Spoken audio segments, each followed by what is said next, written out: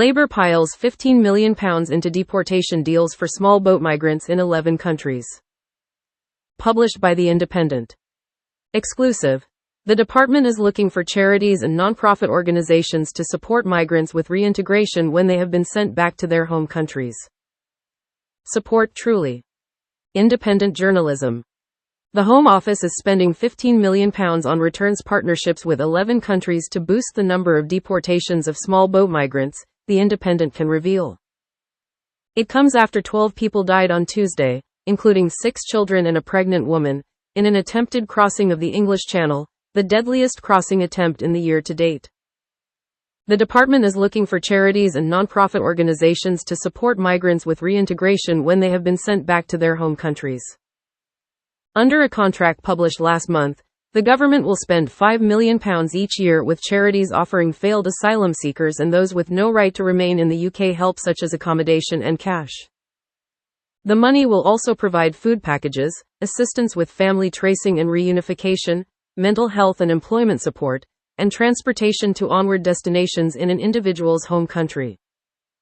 The countries included are Albania, Bangladesh, Ethiopia, Ghana, India, Iraq, Jamaica, Nigeria, Pakistan, Vietnam and Zimbabwe. Currently, citizens from each of the countries can be returned if their asylum claims are rejected by British authorities, but many have long records of human rights violations, including Iraq.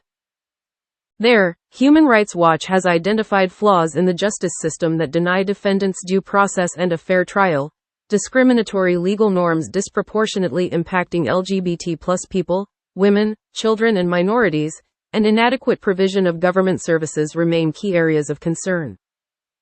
The organization has also criticized Zimbabwe's repression of civil society and said the government is not taking any meaningful steps to uphold rights and ensure justice for serious past abuses.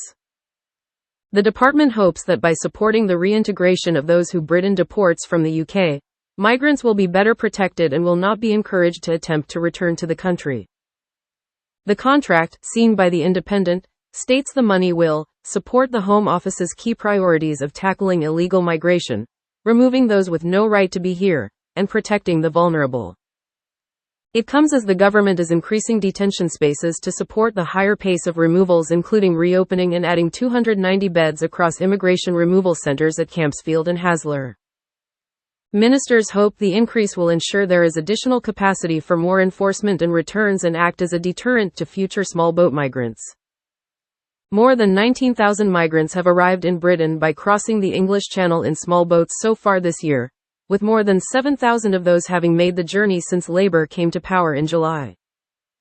The new government scrapped the Conservative government's Rwanda deportation scheme, which had cost taxpayers £700 million and saw only 4 volunteers sent to the East African nation.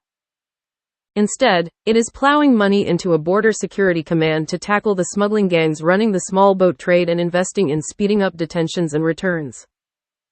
A Labour spokesperson said, as the Home Secretary announced last week, the government is planning to deliver a major surge in immigration enforcement and returns activity to remove people with no right to be in the UK and ensure the rules are respected and enforced.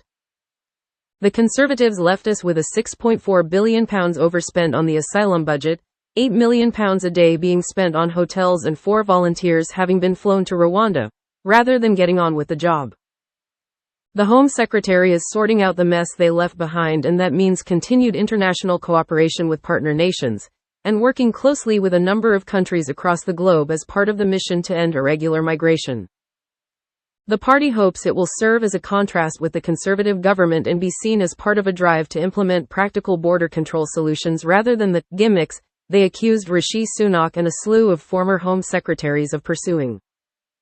The newly elected Labour MP for Dover Mike Tapp, who has worked closely with Yvette Cooper, told The Independent.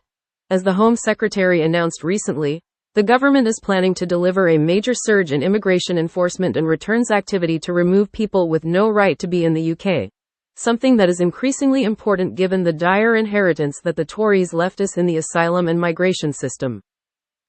This is a practical measure and shows that the Labour government is interested in results and a controlled system that Britain deserves, not the gimmicks that saw the Tory government spending huge amounts of taxpayer money with little to show for it.